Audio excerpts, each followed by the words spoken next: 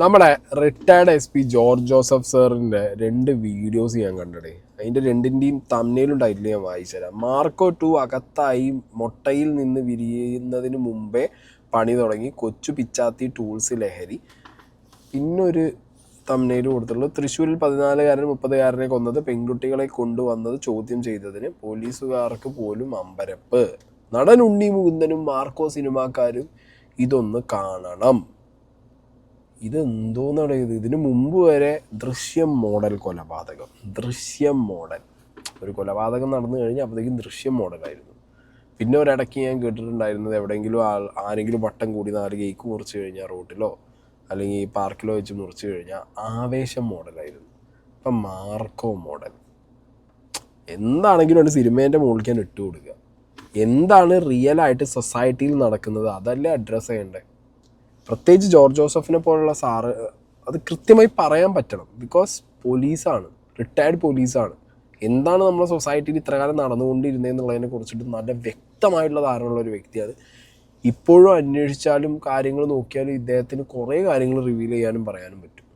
ഇതൊന്നും പറയാതെ ഇങ്ങനൊരു മേജർ ഇൻസിഡൻറ്റ് ഉണ്ടാവുമ്പോൾ അത് എന്തുകൊണ്ട് സംഭവിച്ചു എന്നുള്ളതിൻ്റെ കോറിനെ കുറിച്ച് ഡിസ്കസ് ചെയ്യാതെ നേരെ സിനിമേൻ്റെ മുകളിൽ കൊണ്ടുപോയിട്ട് വയലൻസ് വന്ന സിനിമ ഒന്നും അതുകൊണ്ട് കൊലപാതകം സംഭവിച്ചു എന്ന് പറയുമ്പോൾ ഐ ഫീൽ പിറ്റി. ഭയങ്കര സങ്കടമാണ് തോന്നുന്നത്. തൃശ്ശൂർ എനിക്ക് വേണം എന്ന് പറഞ്ഞു പോയ മുതലെവിടെ സുരേഷ് ഗോപി എന്ന് പറഞ്ഞ ആള്? എന്താണ് തൃശ്ശൂർ സിറ്റിയുടെ ക്രൈം റേറ്റ് ഇപ്പോൾ? കുറച്ച് ഭയങ്കര സൈലന്റ് ആണ് തൃശ്ശൂരിലെ ഒരു ക്രൈം റേറ്റ്. എനിക്ക് തോന്നുന്നത് comparing to Kollam or Kochi or other districts in Kerala, ഇവിടുത്തെ ക്രൈം റേറ്റിന് അധികം പുറത്ത് വിട്ടിട്ടും കാണിച്ചിട്ടുമില്ല. മീഡിയാസ് ആണെന്നുണ്ടെങ്കിലും അവിടുത്തെ അധികാരികളാണെന്നുണ്ടെങ്കിലും അതങ്ങനെ ഒരു സംഗതി. കാരണം ഈ മറ്റേ എന്താ പറയുക, സാംസ്കാരിക നഗരി എന്നുള്ളൊരു സംഗതി ഉണ്ടല്ലോ തൃശ്ശൂരിന്. അപ്പം അങ്ങനെയുള്ള സമയത്ത് തൃശ്ശൂരിന് ഒട്ടും എന്തില്ല. ഈ തൃശ്ശൂരിനൊരു ക്രൈം റേറ്റോ അല്ലെങ്കിൽ തൃശ്ശൂരത്തെ ഒരു ക്രൈമിൻ്റെ ഇൻറ്റൻസിറ്റി അല്ലെങ്കിൽ ക്രിമിനൽസിൻ്റെ ഒരു ബാക്ക്ഗ്രൗണ്ടൊക്കെ സിനിമകളിലൂടെ ചിലപ്പോൾ പുറത്തു വന്ന് കാണും. നിങ്ങൾ കുറച്ച് റിയൽ ക്യാരക്ടേഴ്സ് ബേസ്ഡ് ആയിട്ട് തൃശ്ശൂരിൽ നിന്നുള്ള ഗുണ്ടകളുടെ കുറേ സെറ്റപ്പിലുള്ള കുറേ സിനിമകളൊക്കെ ഇറങ്ങിയിട്ടുണ്ട്. ഇപ്പോൾ റീസെൻ്റ്ലി ഇറങ്ങിയ പണിയിലാണെങ്കിൽ അടക്കം നിങ്ങൾക്ക് കാണാൻ പറ്റും. പക്ഷേ ഇതൊന്നും അല്ല ഇപ്പോഴത്തെ ഒരു തൃശ്ശൂരിൻ്റെ ഫേസ് എന്ന് പറയുന്നത്. ഈ സിനിമയെ കണ്ടതോ അല്ലെങ്കിൽ നിങ്ങൾ കേട്ടതോ ഒന്നും അല്ല. നിങ്ങൾ ആലോചിച്ച് നോക്കും, 14 വയസ്സുകാരൻ്റെ അടുത്ത് വരെ ലഹരി എത്തുന്നു. ലഹരി മൂത്തിട്ട് അവൻ കയ്യിൽ ടൂൾസ് വെച്ച് നടക്കുന്നു. അത് വെച്ചിട്ട് അവൻ വേറൊരാളെ തീർക്കുന്നു. മനസ്സിലായോ? 14 വയസ്സിന് 30 വയസ്സിനെ കുത്തി വീഴ്ത്തുന്നു. ലഹരി ഒഴുകിക്കൊണ്ടിരിക്കുകയാണ് അങ്ങോട്ട്. തൃശ്ശൂർ വേണമെന്ന് പറഞ്ഞു പോയ ആളെ കാണാനില്ല. അത് പോട്ടെ, ഈ നാട് ഭരിക്കുന്നവർ എന്ത് ചെയ്യുന്നു എന്നുള്ളതിനെ കുറിച്ചിട്ട് ഒരു ഐഡിയ ഇല്ല. പോലീസുകാർ എന്ത് ചെയ്യുന്നു എന്നുള്ളതിനെ കുറിച്ചിട്ട് ഒരു ഐഡിയ ഇല്ല. അതോ ഇനി എല്ലാവർക്കും ഇതാണോ ആവശ്യം? കുട്ടികളിലേക്ക് ലഹരി എത്തണം, അവരുടെ ബുദ്ധിയും ബോധവും ഒക്കെ മറയണം. അവർ ഈ പറഞ്ഞ പോലെ രാഷ്ട്രീയക്കാർക്ക് വേണ്ടി, മതനേതാക്കന്മാർക്ക് വേണ്ടി അടിമകളായിട്ട് കാലാകാലം നോർത്തിലുള്ള പോലെ തന്നെ കേരളത്തിൽ ഇവിടുത്തെയും യങ്സ്റ്റേഴ്സിനെ ഇല്ലാതാക്കണം എന്നുള്ള നിലയ്ക്കാണോ ഇറങ്ങിയിട്ടുള്ളത്? അതിനെയൊന്നും എക്സ്പോസ് ചെയ്യാതെ ജോർജ് ജോസഫിനെ പോലുള്ള ആളുകൾ വന്നിരുന്നിട്ട് ഇവിടെ സിനിമയുടെ മുകളിൽ ബ്ലെയിം ചെയ്യുമ്പോൾ കാണുമ്പോൾ പുച്ഛം തോന്നുകയാണ്. എന്താണെങ്കിൽ ഈ നടന്ന ഇൻസിഡൻറ്റ് പറയാത്തവരായിട്ട് ആരും ഉണ്ടാവില്ല. ഞാനിനി അത് പ്ലേ ചെയ്ത് സമയം കളയുന്നില്ല. സംഗതി 2 പെൺകുട്ടികളുമായിട്ട് 2 പയ്യന്മാർ പോയി എന്നൊക്കെയായിരുന്നു ആദ്യത്തെ വേർഷൻ. പിന്നെ അത് മാറി ദൃക്സാക്ഷിയായിട്ടുള്ളൊരു വ്യക്തി വന്നിട്ട് ഇതിനൊരു നറേഷൻ പറയുന്നുണ്ട്. അതാദ്യം കാണാം. വൈകുന്നേരം അവിടെ വന്ന് ഇങ്ങനെ ഇരിക്കാറുണ്ട്. നടക്കുന്ന സ്പോട്ടിൽ വന്നിരിക്കുമ്പോൾ 2 പെൺകുട്ടികൾ അതിലിങ്ങനെ വാസം, ഒരു 18 വയസ്സുള്ള കുട്ടികൾ ഇങ്ങനെ വാസ് ചെയ്തിരുന്നു. അപ്പോൾ ഇത്തിരി കഴിഞ്ഞപ്പോൾ അത് ഇരുട്ടായി, ആ കുട്ടികൾ വരേണ്ട സമയം കഴിഞ്ഞു പോയി. അപ്പോൾ ഞങ്ങൾ പോയി അവിടെ നോക്കുമ്പോൾ വേറെ 2 ആൺകുട്ടികൾ അപ്പുറം ഇരിപ്പുണ്ട്. ആ പെൺകുട്ടികൾ അവിടെ ഇല്ല. അപ്പോൾ അവരോട് ചോദിച്ചാൽ എന്താ ഇവിടെ ഇരിക്കുന്നത്, ഇവിടെ ഇരിക്കാൻ പാടില്ല, ഇത് നല്ല സ്പോട്ടല്ല, ഇവിടെ സ്ക്വാഡുകാർ വരും, കാരണം അതുപോലെ ഇവിടെ ഭയങ്കര ഡേഞ്ചർ ഒരു ഏരിയയാണ്, വെട്ടയില്ല, വെളിച്ചില്ല. അപ്പോൾ അവരോട് പറയുമ്പോൾ അവരെന്തോ വേറെ ഹോസ്റ്റൽ അപ്പം പറഞ്ഞു ഇവിടെ നിൽക്കാൻ പാടില്ല, അപ്പോൾ എന്ന് പറഞ്ഞ് ഞങ്ങൾ അവരെ പറഞ്ഞു വിട്ടു. അപ്പോൾ ആൾക്കൊരു കോള് വന്ന ആളെന്തോ പറഞ്ഞു, അതിലെന്തോ ആണ് അവർക്ക് ആ ആളുമായിട്ടൊരു പറ്റായത്. എന്നിട്ട് അത് കഴിഞ്ഞ് ഇവരെ പറഞ്ഞ് ഞങ്ങൾ ഈ മരിച്ചു പോയ പയ്യന് അപ്പോൾ വിളിച്ചിട്ട് എന്തോ പറയും, ഇവിടെ നിൽക്കാൻ പാടില്ല, ഇത് നല്ല സ്പോട്ടല്ല, ഇത് ഇന്ന് ന്യൂ ഇയർ കൂടെയാണ്, കാരണം ഇവിടെ ചെയ്യുന്ന സ്ഥലമാണ്, നിങ്ങളിവിടെ വന്നിട്ട് അത് ചെയ്യാൻ പാടില്ല, നിങ്ങൾ പോയിക്കോന്ന് പറയും. അപ്പോൾ ഈ കുട്ടികൾ എന്തോ ഒന്ന് കയറിയിട്ട് അവൻ്റെ കൈ മുറിഞ്ഞെന്നോ വയറുവേനയാണെന്നോ എന്തോ പറഞ്ഞപ്പോൾ ഞാൻ ഹോസ്റ്റലിലേക്ക് കൊണ്ടുവന്നാന്ന് പറഞ്ഞു. അപ്പോൾ അന്നേരം ഇവന് ചോദിക്കുമ്പോഴൊക്കെ ഇവന് ഓക്കെയാണ്. ഇതിൽ ഞാൻ പറയട്ടെ, കുറേ പേരുടെ കമൻസ് കണ്ടു, സദാചാര പോലീസിങ്ങിന് പോയത് കൊണ്ടാവും പയ്യന്മാർ ചെയ്യടേ. പയ്യന്മാർ എന്ത് പരിപാടി? കയ്യിൽ ടൂൾസ് വെച്ച് നടക്ക്. സംഗതി സദാചാര പരിപാടിക്ക് പോയതോ അല്ലെങ്കിൽ ചോദ്യം ചെയ്യാൻ പോയതോ വാട്ട് എവർ ഇറ്റ് ഈസ്, കയ്യിൽ ടൂൾസ് വെച്ച് ഒറ്റ ചോദ്യത്തിന് കുത്തി വീഴ്ത്താൻ മാത്രം ഇവന്മാർക്ക് അത്രയും തലയ്ക്ക് കിക്കടിച്ചിരിക്കുകയായിരിക്കും. അല്ലെങ്കിൽ അങ്ങനെയും മൂട് കയറിയിരിക്കുകയായിരിക്കും. വലിച്ചു കയറ്റി പിടിച്ച് കയറ്റി എല്ലാം അടിച്ചിരിക്കുകയായിരിക്കും. മനസ്സിലായ? അതിലപ്പോൾ നിങ്ങൾ ഈ സദാചാര ആംഗിളും ഇവർ ചോദ്യം ചെയ്യാൻ പോയതിനൊന്നും നിങ്ങൾ എടുത്തു വെച്ച് പോസ്റ്റ്മോർട്ടം ചെയ്യേണ്ട ആവശ്യമൊന്നുമില്ല. കുട്ടികളിലേക്ക് ലഹരി എത്തുന്നു, അവർ ക്രിമിനൽസ് ആകുന്നു. ഇതിൽ ഈ 2 കുട്ടികൾ, ഈ ആക്ടിവിറ്റിയിൽ പങ്കെടുത്ത 2 കുട്ടികൾ സെയിം സ്കൂളിലുമല്ല പഠിക്കുന്നത്, ലഹരിയാണ് അവരെ കണക്ട് ചെയ്യുന്നത്. പണ്ടൊക്കെ ഞാൻ പറഞ്ഞു കേട്ടിട്ടുണ്ട് എല്ലാ ബന്ധങ്ങളും പൊട്ടിപ്പോലും ഗ്ലാസ്സിൽ CS അടിക്കുന്ന ബന്ധം നിൽക്കുന്നുള്ളത്. അപ്പം അതൊക്കെ മാറി. ഇപ്പം പഫിൽ CS അടിക്കുന്ന ബന്ധം നിലനിൽക്കുന്നുള്ള രീതിയിലാണ് കാര്യങ്ങൾ മുന്നോട്ട് പോകുന്നത്. അതാണ് കേരളത്തിലൊരവസ്ഥ. അല്ലെങ്കിൽ ലൈൻ അടിക്കുന്ന ബന്ധങ്ങൾ നിലനിൽക്കുന്നുള്ള രീതിയിലാണ് ഇപ്പോൾ കാര്യങ്ങൾ മുന്നോട്ട് പോകുന്നത്. ഇതിനൊക്കെ കണ്ണടച്ച് റാം മൂളി കൊടുക്കുന്നത് ഇവിടുത്തെ പോലീസുകാരും രാഷ്ട്രീയക്കാരും മതനേതാക്കന്മാരും തന്നെയാണ്. കാരണം എന്നാലേ ഇവിടെ ബിസിനസ്സുകാരായിട്ടുള്ള കുറേ ജയൻറ്റുകൾക്ക് വളരാൻ പറ്റൂ. അതാണ് ഇതിൻ്റെ ഒരു സത്യം. ഇവർക്ക് ഇവിടെ ഒരു രാഷ്ട്രീയ പാർട്ടിക്ക് ഒരു മതം വിറ്റ് കാശാക്കുന്നവനോ വളരണം, അല്ലെങ്കിൽ ഒരു ബിസിനസ്സുകാർക്ക് വളരണം എന്നുണ്ടെങ്കിൽ അവരുടെ കുട്ടികളെയോ അവരുടെ കൂട്ടത്തിൽ നിന്നോ കുടുംബത്തിൽ നിന്നോ എടുത്തിട്ട് വെട്ടാനും കുത്താനും ആളെ ഇറക്കി വിടാൻ പറ്റുമോ? ഇല്ല. സാധാരണക്കാരായിട്ടുള്ള മക്കളുടെ ഇടയിലേക്ക് ലഹരി ഇറക്കി വിട്ട് അവരിലേക്ക് മതവും രാഷ്ട്രീയവും ഇഞ്ചക്ട് ചെയ്ത് അവരെ നാളെ ഗുണ്ടകളാക്കി വളർത്തണം. അതാണ് ഇവിടെ നടന്നുകൊണ്ടിരിക്കുന്നത്. അല്ലാതെ 10 സിനിമ ഇറങ്ങിയപ്പോൾ 10 സിനിമേൻ്റെ തലയിൽ പോയിട്ട് ബ്ലെയിം ചെയ്തിട്ട് കാര്യമില്ല. ഇത് പറയാനുള്ള ഗട്സ് വേണം. അതില്ലല്ലോ. അതൊരു മനുഷ്യനും ഇല്ല. അതാണ് ഈ സൊസൈറ്റി നേരിടുന്ന ഏറ്റവും വലിയ പ്രശ്നം.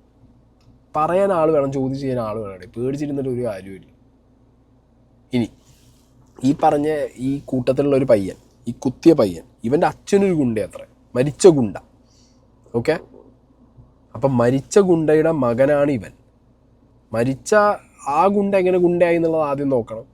മരിച്ച ഗുണ്ടയുടെ മകനിലേക്ക് 14 വയസ്സുള്ളവൻ്റെ അടുത്ത് ലഹരി എത്തി, ഗുണ്ടേൻ്റെ മകൻ്റെ അടുത്ത് ലഹരി എത്തി. അപ്പോൾ ഇത് ഞാൻ പറഞ്ഞില്ല, ഒരു ഗുണ്ടാ ഫാമിലി തന്നെ ഉണ്ടാക്കിക്കൊണ്ടിരിക്കുകയാണ്. അവരായിട്ട് ഉണ്ടാക്കുന്നതല്ല, അവരങ്ങോട്ട് ഉണ്ടാക്കിപ്പിക്കുകയാണ്. ഇല്ലെങ്കിൽ ഇനി ഇല്ലാത്ത സ്ഥലത്ത് വേറെ പുതിയൊരു ഗുണ്ടാ ഫാമിലി ഉണ്ടാക്കും.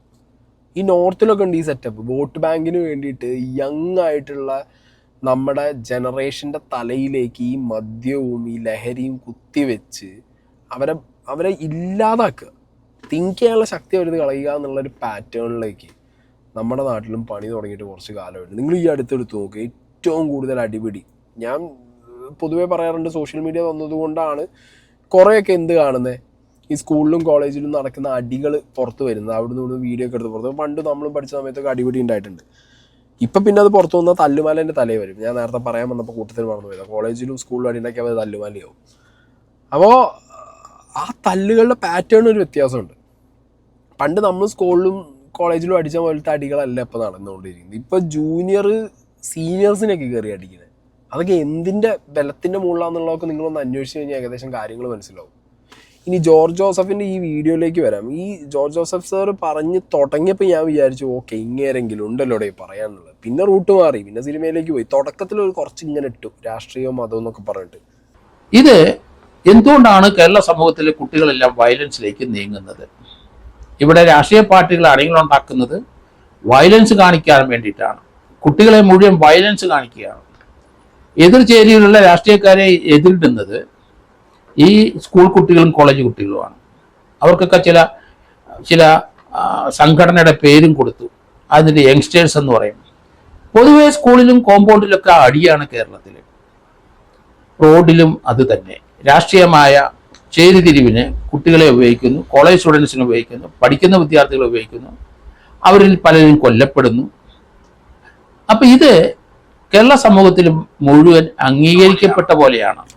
ഇതാണ് ഇങ്ങേരുടെ ബിൽഡപ്പ് വരുന്നത്. അതായത് ഞാൻ തുടക്കത്തിൽ വിചാരിച്ചു ഇപ്പം എല്ലാവരെയും വിളിച്ച് പറയും, എല്ലാ സംഘടനകളും ഉണ്ടല്ലോ, സ്റ്റുഡൻറ് സംഘടനകൾ, അവരുടെയൊക്കെ പേരൊക്കെ വിളിച്ച് പറഞ്ഞ് ഇങ്ങനെ എല്ലാവരെയും വലിച്ചു കീറും. കാരണം ഇവിടെ ഏറ്റവും കൂടുതൽ ഗുണ്ടായിസം വേണം, ഗുണ്ടകൾ വേണമെന്ന് ആഗ്രഹിക്കുന്നത് ഇവിടുത്തെ രാഷ്ട്രീയക്കാരായിരിക്കും, മതം വിൽക്കുന്ന മത നേതാക്കന്മാരായിരിക്കും. ഞാൻ നേരത്തെ പറഞ്ഞ പോലെ അവരെ വീട്ടിൽ നിന്നൊന്നും ഗുണ്ടകളെ ഇറക്കി വിടാൻ പറ്റില്ലല്ലോ.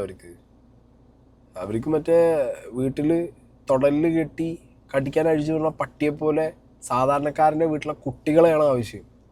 അവൻ്റെയൊക്കെ വീട്ടിലുള്ള കുട്ടികളും മക്കളും ഒക്കെ വിദേശ രാജ്യങ്ങളിലൊക്കെ പോയി പഠിച്ചു. എന്ത് നമ്മുടെ നാട്ടിൽ തന്നെ പഠിച്ച് ഹോണ്ടാസയിലും ബെൻസയിലും BMW നടക്കുന്നുണ്ടാവും.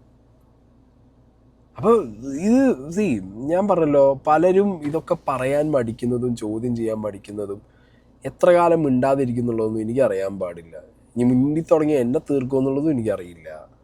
എന്താണെങ്കിലും ഇനി ജോർജ് ജോസഫ് സാർ ഇത് സിനിമേൻ്റെ മുകളിലേക്ക് കൊണ്ടുപോയത് വൻ കോമഡി ആയിട്ടുണ്ടായിരുന്നു. എന്താണെങ്കിലും കാരണം നമ്മുടെ സമൂഹത്തിലേക്ക് റിലീസ് ചെയ്യുന്ന സിനിമകൾ മുഴുവൻ വയലൻസാണ്.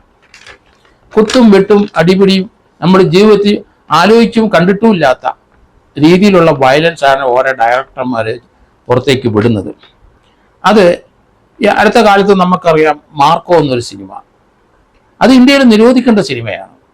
കാരണം പക്ക വയലൻസാണ്. ആ വയലൻസ് ചെയ്യുന്ന ആൾക്കാരെ ഹീറോകളായിട്ടാണ് കുട്ടികൾ കാണുന്നത്. സ്കൂൾ കുട്ടികളെല്ലാം കാണുന്നത് ആ വയലൻസിൻ്റെ അതിൻ്റെ ടോപ്പിലെത്തുന്ന ആ ക്രിമിനലായ നടന്മാർ, അല്ലെങ്കിൽ ക്രിമിനലായ ആക്ടർ, അല്ലെങ്കിൽ ക്രിമിനലായ കഥാനായകൻ, അയാളെ ആരാധിക്കുന്ന കുട്ടികളാണ് നമ്മുടെ കോളേജിലും സ്കൂളിലും ഉള്ളത്. മാർക്കോയിൽ അത് തന്നെ നടക്കുന്നത്.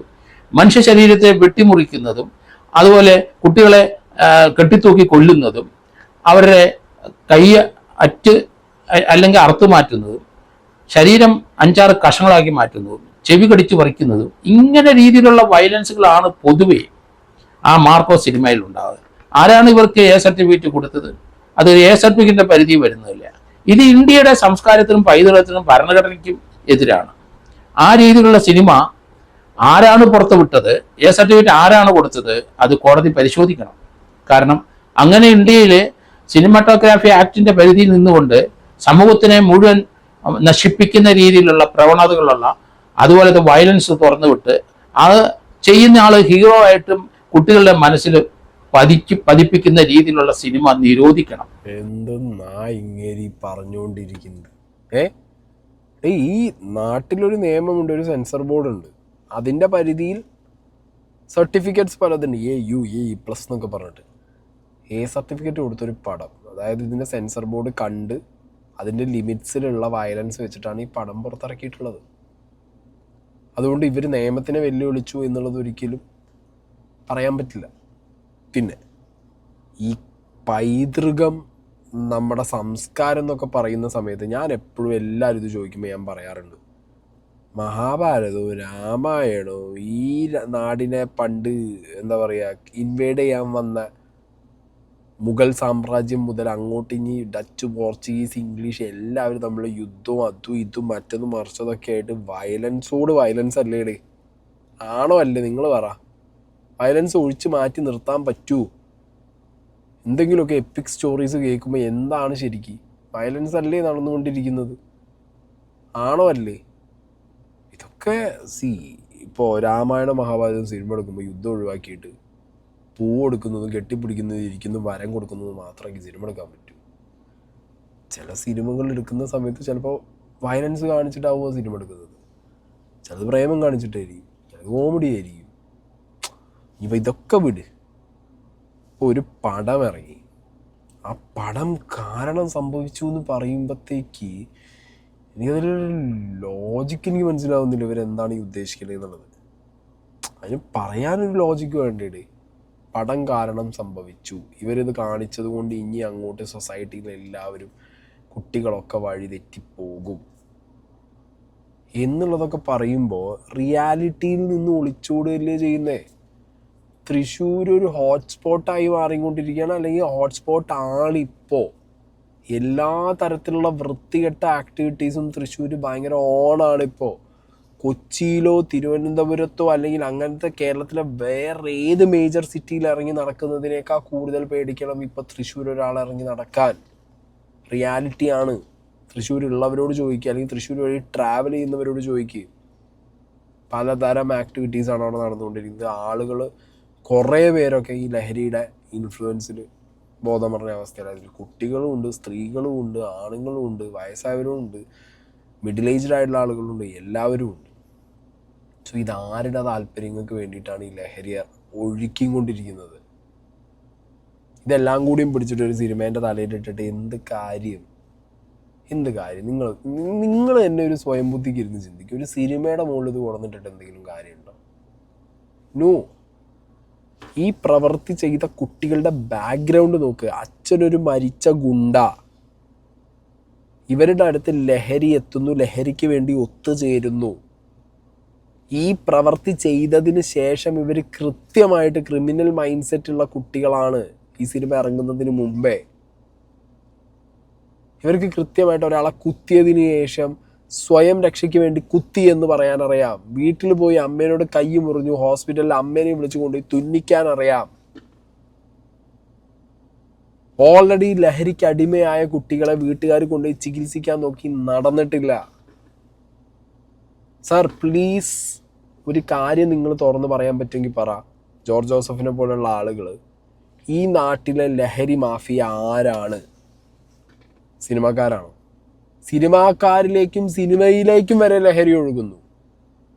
ആരൊഴുക്കുന്നു? ഇത് സ്വർണം വരുന്ന പോലെ. സ്വർണം അവിടുന്ന് ആരോ അയക്കുന്നു, ഇവിടെ കൊണ്ടുവരുന്നവനെ പിടിക്കുന്നു. ലഹരി അവിടുന്ന് ആരോ കടത്തി വിടുന്നു, ഉപയോഗിക്കുന്നവനെ പിടിക്കുന്നു. സാർ, ഈ കൊടുത്തയക്കുന്നതും ഈ ലഹരി ഒഴുക്കുന്നതും സ്വർണം ഒഴുക്കുന്നതും ആര്? ഇത് ആരിലേക്ക് പോകുന്നു? ആരിലേക്ക് എത്താൻ വേണ്ടി ചെയ്യുന്നു? എന്തിനു വേണ്ടി? അതിനൊന്നും ഒരു തരത്തിലുള്ള അറ്റവും മൂല്യം വാല്യൂല്ല. എയും ഇല്ല, സെഡും ഇല്ല. ഇടയിലൊക്കെ പിടിക്കും. ഏതിരിക്കുന്ന കാര്യം? ഒരു സാധനം ഇതിപ്പോൾ ലോകേഷ് കനകരാജ് 2 സിനിമ എടുത്തിട്ട് ലഹരി വിമുക്തം ചെയ്യണം എന്ന് പറഞ്ഞ് ഇറങ്ങണ പോലെ മലയാളത്തിൽ നിന്ന് 10 ഡയറക്ടർമാർ ഇറങ്ങിക്കഴിഞ്ഞാൽ പരിപാടി നടക്കുമോ? ഇല്ലല്ലോ.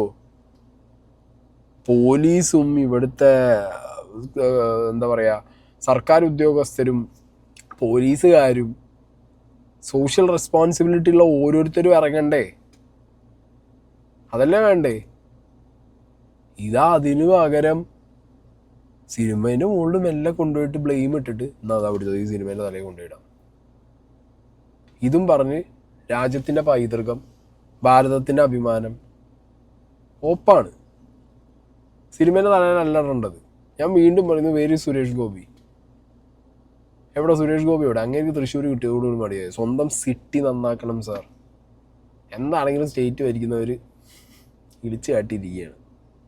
പോലീസുകാർക്ക് കൊണ്ടും പ്രത്യേകിച്ച് നടക്കുന്നൊന്നുമില്ല. നിങ്ങളെ കൊണ്ട് എങ്കിലും ചെയ്യാൻ പറ്റും, നിങ്ങൾ ചെയ്യും. ആ വിശ്വാസത്തിൻ്റെ മുകളിലാണ് നിങ്ങളെ പിടിച്ചിട്ട് എന്ത് ചെയ്തത്? തൃശ്ശൂർ തന്ന നാട്ടുകാർ. നിങ്ങൾക്ക് ചെയ്യാൻ പറ്റുമെങ്കിൽ നിങ്ങൾ ചെയ്യും. ഞാൻ പറയുന്നു, Thrissur is becoming A hotspot. സ്വർണത്തിൻ്റെ കാര്യത്തിലാണെങ്കിലും ലഹരിയുടെ കാര്യത്തിലാണെങ്കിലും ഏതുതരം ഡൂബിയസ് ആക്ടിവിറ്റീസിൻ്റെ കാര്യത്തിലാണെങ്കിലും തൃശ്ശൂർ നിങ്ങൾ നോക്കിക്കോ, വരും ദിവസങ്ങളിൽ ഇതിലും വലിയ ന്യൂസുകൾ നിങ്ങൾ കേൾക്കും. ഇന്നിപ്പോൾ തൃശ്ശൂർ ഹാപ്പി ബർത്ത്ഡേ മറ്റേ ഹാപ്പി ന്യൂ ഇയർ പറഞ്ഞില്ല എന്ന് പറഞ്ഞിട്ട് വെട്ടിയിട്ടിട്ടുണ്ട് ഒരാളെ. അതൊന്നും തൃശ്ശൂർ തന്നെയാണ് തോന്നുന്നു. തൃശ്ശൂരിനെയാണ്, എൻ്റെ ഓർമ്മ തൃശ്ശൂരാണ്. എന്താ നടക്കുന്നപ്പോൾ? സോ റിയാലിറ്റിയിൽ നിന്ന് ഓടി ഒളിക്കാൻ പറ്റില്ല ആർക്കാണെന്നുണ്ടെങ്കിലും. റിയാലിറ്റീസ് ഇവിടുത്തെ രാഷ്ട്രീയക്കാർ, മതനേതാക്കന്മാർ, ഇവരറിയാതെ ഈ നാട്ടിലേക്ക് ഒരു ലഹരിയും വരില്ല, ഒരു ലഹരി ഒഴുകില്ല. ബിസിനസ്സുകാർക്ക് വേണ്ടിയിട്ടും പൈസയ്ക്ക് വേണ്ടിയിട്ടും ഇവരെ രാഷ്ട്രീയ താല്പര്യങ്ങൾക്ക് വേണ്ടിയിട്ടും ഇവരിത് നാട്ടിൽ ഒഴുക്കുന്നുണ്ട്. ഇതിന് മറയാക്കി വെക്കുന്നത് നിങ്ങളുടെ എല്ലാം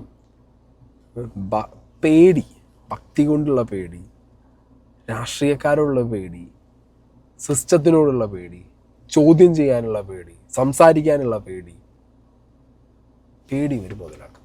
സിമ്പിളാണ്. പേടിച്ചിരുന്നിട്ടൊരു കാര്യമില്ല. ചോദിക്കാനുള്ളത് ചോദിക്കണം, പറയാനുള്ളത് പറയണം.